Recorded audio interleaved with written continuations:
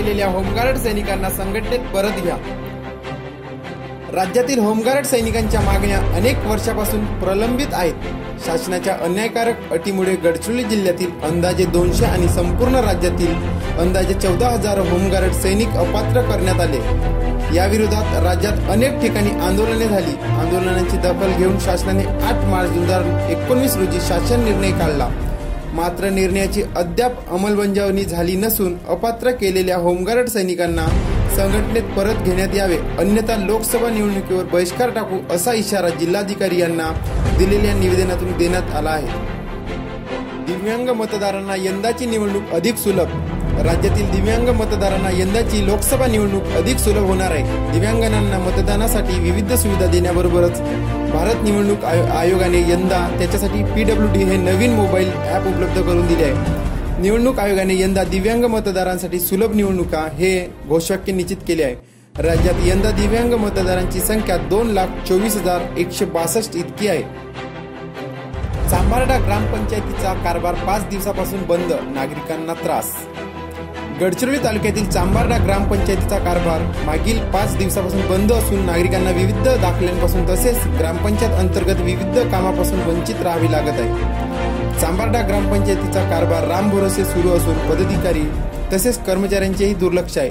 ग्रामपंचायतीचे कर्मचारी कधीच वेळेवर ग्रामपंचायतीमध्ये उपस्थित होत नाहीत, अनेकदा गैरहजर असतात।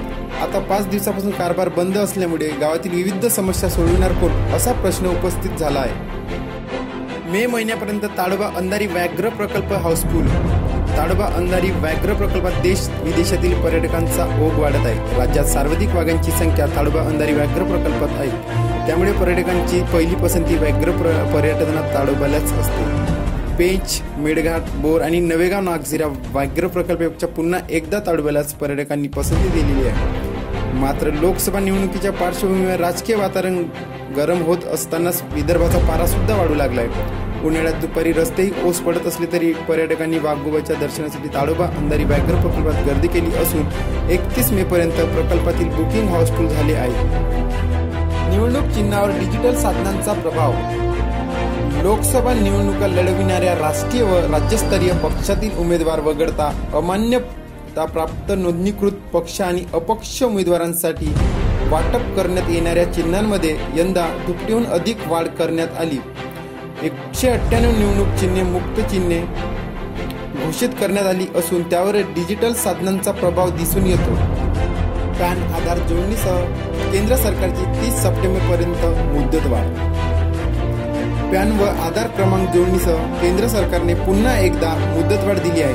पॅन आधार जोडणीची मुदत 31 मार्चला संपत होती, मात्र केंद्रीय प्रत्यक्ष कर मंडळाने घेतलेल्या निर्णयानुसार ही मुदत 6 महिन्याची म्हणजे 30 सप्टेंबर 2019 पर्यंत वाढवण्यात आली। राज्यातील शाळा, शासकीय इमारतीत 90,000हून अधिक मतदान केंद्र। लोकसभा निवडणुकीसाठी राज्यातील सुमारे 95,000हून अधिक असलेल्या मतदान केंद्रापैकी सुमारे 61,000 मतदान केंद्र ग्रामीण तर 34,000हून अधिक शहरी भागात आहेत। पुणे जिल्ह्यातील सर्वाधिक म्हणजे 7,600हून अधिक मतदान केंद्र आहेत। राज्यात सुमारे 13,000 पेक्षा जास्त मतदान केंद्र वन आणि अर्धवन भागातील असून 90,000 पेक्षा जास्त मतदान केंद्र शाळा, महाविद्यालय आणि शासकीय इमारतीमध्ये आहे।